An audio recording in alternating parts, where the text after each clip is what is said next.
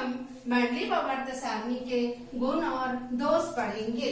पिछले वीडियो में आपने पढ़ा कि मैंडलीव ने कौन सा आवर्त नियम दिया। हम अब उसको थोड़ा रिवीजन करते हुए हम देखेंगे कि जो मैंडलीव का आवर्त सारणी था वो किस पे डिपेंड थी, परमाणु द्रव्यमान पे। ये बात बिल्कुल आपको याद रखना है। वही है परमाणु द्रव्यमान, उसे ही हम परमाणु भार कहते हैं या एटॉमिक मास कहते हैं। और केवल परमाणु द्रव्यमान नहीं याद रखना है आपको, ये भी याद रखना है कि बढ़ते हुए परमाणु द्रव्यमान पर आधारित थी। इसका मतलब पहले कम परमाणु द्रव्यमान वाला और बाद में अधिक परमाणु द्रव्यमान वाला। और मैंने ये भी बताया था कि मैंडलीव ने जितने तत्व ज्ञात थे उसको उन्होंने 8 वर्ग और 7 आवर्त में बांट दिया था। लेकिन मैंडलीव ने जो सबसे पहला अपना सफल प्रयास किया तो उसकी उपलब्धता क्या है, उसकी विशेषता क्या है। चाहे वो उपलब्धता पूछे, चाहे विशेषता पूछे, चाहे आपसे वो गुण पूछे, बात एक ही है। आपको यही आंसर लिखना है कि मैंडलीव ने सबसे पहले तत्वों को जो व्यवस्थित किया तो सबसे पहला क्या फायदा हुआ, तत्वों के अध्ययन में सहायक। अगर हम तत्वों को वर्गीकृत कर दिए तो वर्गीकृत करने से स्टडी में आसान हो गया। कैसे?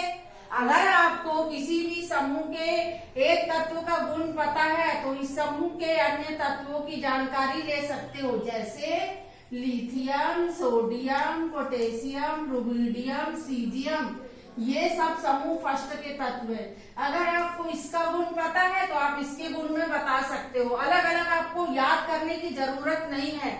तो ये इसका सबसे पहला और सफल प्रयास था कि तत्वों के अध्ययन में सहायक हुआ।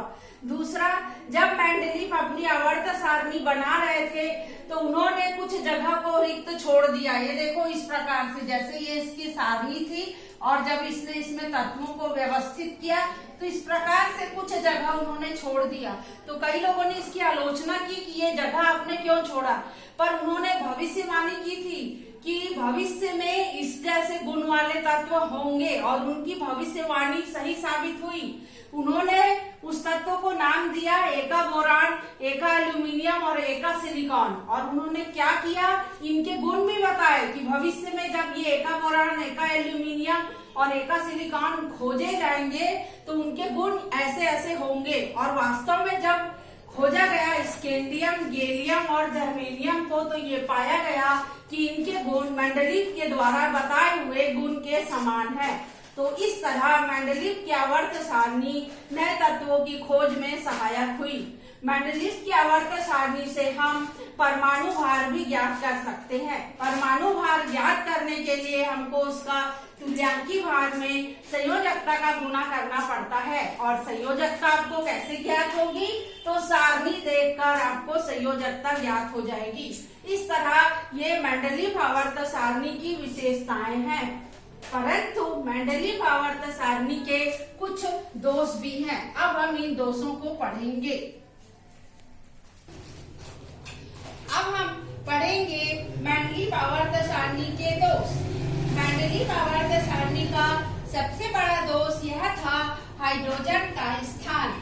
जैसा कि आपको मालूम है कि हाइड्रोजन सबसे हल्का तत्व है, इसका परमाणु द्रव्यमान 1 होता है।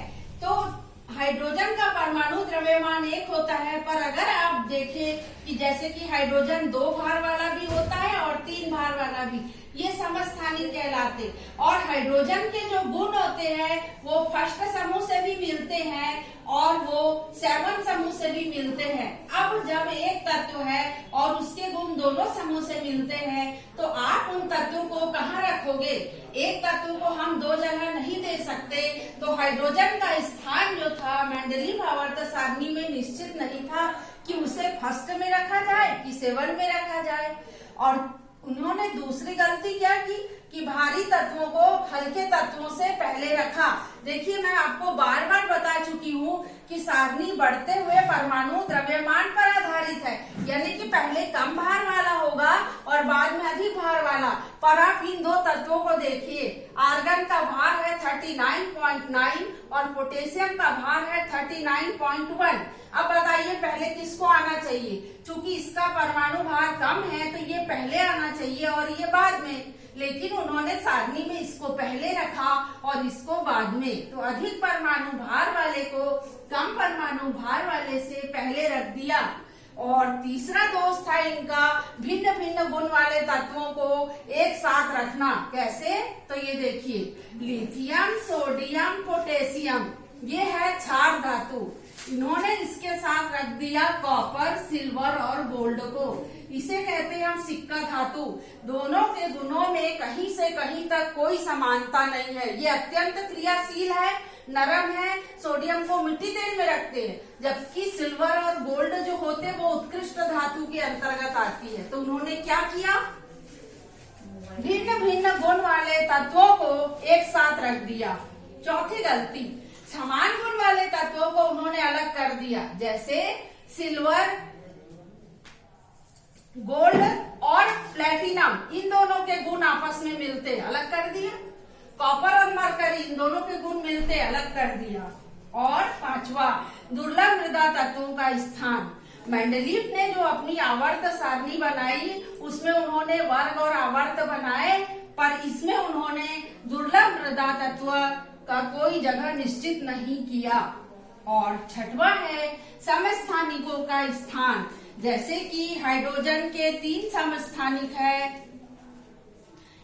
1 भार वाला, 2 भार वाला, 3 भार वाला। तो आपकी सारणी किस पे डिपेंड है? भार पे। और भार तीनों के क्या है? अलग अलग। तो हाइड्रोजन को 3 जगह मिलना चाहिए, जबकि सारणी में उसको 1 जगह मिला। इसी प्रकार कार्बन 12 भार वाला भी है और 14 भार वाला भी। तो दो कार्बन को 2 जगह मिलनी चाहिए, जबकि सारणी में कार्बन केवल एक ही जगह पर है। तो ये मेंडलीव आवर्त सारणी के दोष हैं। आधुनिक आवर्त सारणी ने इसे कैसे दूर किया, ये हम अगले वीडियो में पढ़ेंगे।